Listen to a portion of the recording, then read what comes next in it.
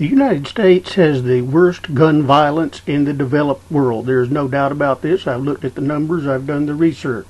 You can't find any developed nation anywhere that has levels of gun violence as high as the United States does. Now, people who want this unfettered right for people to carry guns anywhere and everywhere and just have unlimited gun ownership, they will try to point to various examples of violence that have occurred in different countries around the world to say that criminals are still going to have guns and they're going to commit violence, but the numbers don't lie. The gun violence rate in the United States is dramatically higher than it is anywhere else in the developed world. There is no question about this. That's the reason that the Centers for Disease Control has been prohibited by Congress from doing research into gun violence, because they know that the numbers are going to turn out really bad compared to other countries. Well, what's behind this addiction to guns that so many Americans seem to have? What's the motive? If you talk to people, they'll say that they're afraid that criminals will have the advantage if they don't have the guns, and they don't trust law enforcement. And I'm not sure that law enforcement should be trusted, to tell you the truth.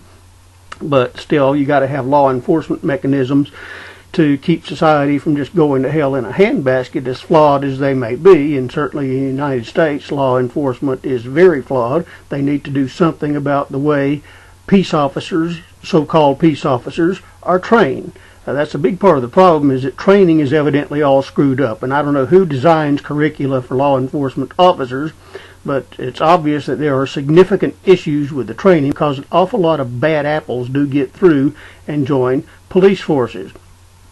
But Americans, many of them, and it's worse in the South and areas of the West than it is in other places, but many Americans are obsessed with guns, and they'll tell you straight up, anybody threatens me and mine, they're going to be dealt with by Smith & Wesson or Remington, or, you know, they will gladly kill anybody who attempts to harm them or their families or their neighbors. They'll gladly kill other people. That's an interesting point of view. Actually, it shows a lot about the character of the people who express that point of view.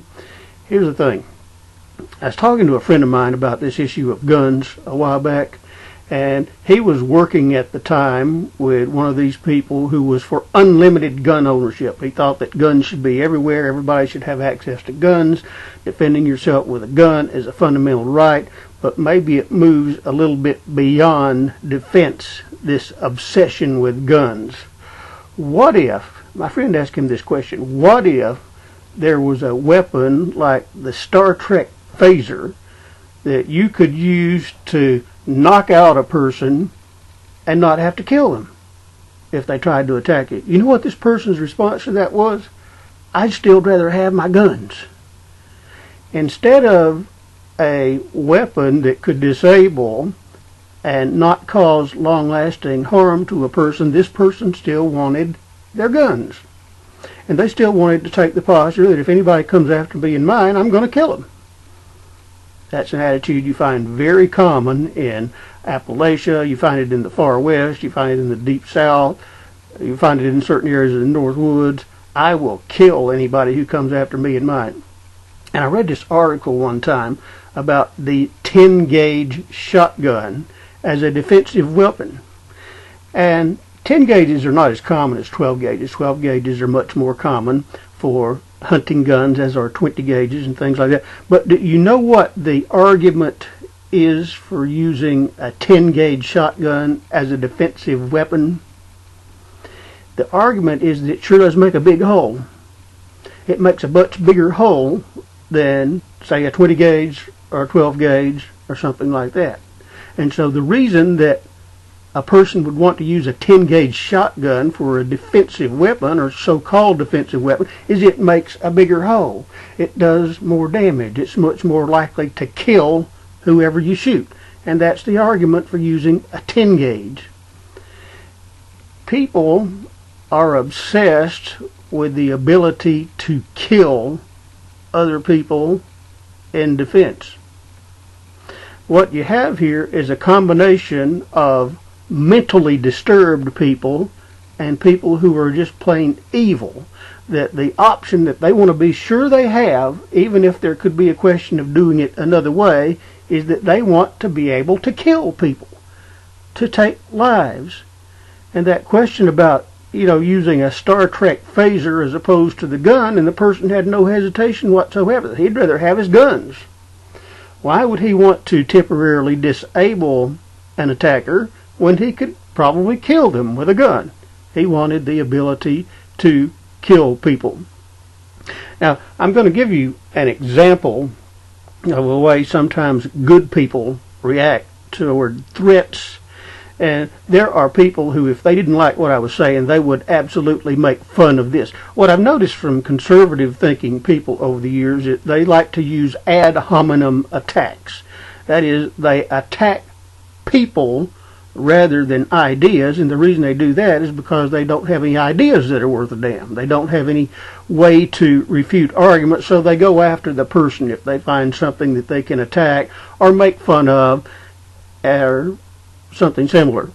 And if somebody didn't like what I was telling you right now, they'd say, well, look at that fool. He's talking about Harry Potter. Ha ha ha. And that'd be the response. But there's actually something that can be learned from the Harry Potter series, which I've been talking about a lot lately. And that is, in the wizarding world, you have 3 curses that are considered unforgivable. One is the Cruciatus curse, the torture curse, which can subject a person to unbelievable torture. Another is the Imperious curse, which actually puts another person under your control, and you control everything they do against their will. And then the third unforgivable curse is the Killing curse, Avada Kedavra. And that's the one that Lord Voldemort used to kill Harry Potter's parents. And you see a lot of other bad people, with the exception of Professor Severus Snape, using the Killing curse to do away with their enemies. But here's an interesting point about that. In the entire Potter series, the people of good character, for the most part, never use the Killing curse. I can't think of one instance when Harry Potter used the Killing curse, even in his most fierce battles against Lord Voldemort. And I don't think Ron ever did it. I don't think Hermione ever did it. I know Neville Longbottom certainly did it. Luna definitely didn't do it. I don't remember any of the Weasleys ever doing it. The good people didn't use the Killing curse, even in their most fierce battles. Harry Potter knew he was going to have to kill Voldemort someday, but he could never quite use that Killing curse, the unforgivable curse, the one that Mad-Eye Moody said would land a wizard. It'd be a one-way ticket to Azkaban. They'd get a life sentence in the wizard prison for using the Killing curse, because in the wizarding world there are so many other options available. Stupefy, the Stunning curse, the Paralysis curses are all kind of things that wizards could use in any kind of combat.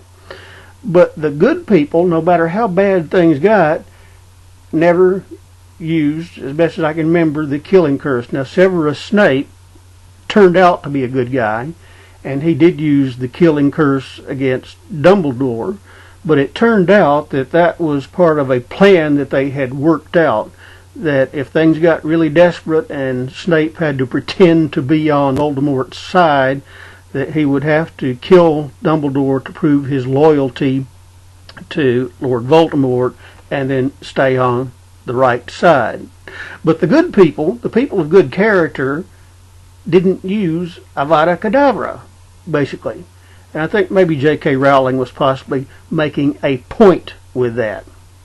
Another interesting thing, this business about the creation of Horcruxes so that Voldemort could store parts of his soul in various objects, a key part of doing that is to commit murder. And as Professor Horace Slughorn once stated in an explanation about Horcruxes, is that killing tears a person's soul apart. It is an act against nature. But sadly, a lot of Americans don't see killing as an act against nature. They see it as a fundamental right, something they want to do if people try to attack them. There are other examples weapons and methods that can be used short of killing people. In the mixed martial arts world, or the wrestling world, you have a very famous move known as the sleeper hold, or rear naked choke, and it works. And it works very well for a person who knows how to do it. It's very dangerous if a person doesn't know what they're doing, but it's very effective if a person does. And in the mixed martial arts community, they refer to it as a choke hold, and the reason they do that is to emphasize the danger. Because properly applied, sleeper hold cuts off circulation to a person's brain for a very short period of time, and then the pressure is released, and they've been temporarily disabled, but they're totally okay. They're not harmed. That's a very good weapon if you know how to use it, only if you know how to use it, because it can be misused. There are a couple of ways to do that. One is cutting off circulation. The other is cutting off breathing, but you never ever want to cut off another person's breathing. That's extremely dangerous. And use of the rear naked choke or sleeper hold should be done by somebody who really knows how to do it. Because someone who's been trained in that technique and knows how to do it, they can knock out a person and the person isn't harmed at all. They'll wake up a little bit disoriented, but other than that, they're not harmed. So that's a very good weapon, assuming that somebody doesn't get you in some other kind of submission hold. It's a very good weapon to use against an opponent and stop them completely, and yet they're not harmed at all. They end up being fine. Still, there are people who do these combative type sports and competitions who actually do prefer to hurt people. So you do see a lot of that. There are always people who want to hurt people, who want to damage people. And so it is with this issue of guns. The reason that people are so obsessed with guns is because it's not so much defense, it's not so much that they want to stop people who are trying to attack them, is they have this desire to kill people who are trying to attack them, to do the irreversible thing, the thing that you cannot take back, to kill another person. And that's why people are so obsessed with guns. You know, there are other weapons, there are other techniques. Now, all of them won't work depending on the situation you're in, but there are other ways of defending yourself or your property or whatever besides killing people. But there are some people, gun enthusiasts, who would tell you that if somebody invades their property, they're taking headshots. They're not shooting to injure, they're shooting to kill. So what's behind the gun obsession that exists in the United States of America? It has to do with the character of the people, which is pretty damn poor. It's bad character and it's mentally disturbed people. Two broad categories. You have people who are so mentally disturbed, so sick, that they don't see anything wrong with killing people on the one hand, and on the other hand you have people with this bloodlust, people who want to kill other people, people who are just plain evil. And nothing can be done about this at the federal level. The political gridlock is just too much. So what do? We learn how to dodge bullets, I guess. States, local governments can do something. Nothing's coming down from the federal government because of political gridlock. But that's what the motivation really is. The motivation behind this obsession with guns is not defense. It's not legitimate defense. The obsession with guns results from mentally disturbed people and people who are just plain evil, and that's why people are so obsessed with guns, and there you have it. That's the way it is. If you didn't know before, hopefully you know now, but there's really no way around this argument. Thank you and have a good day.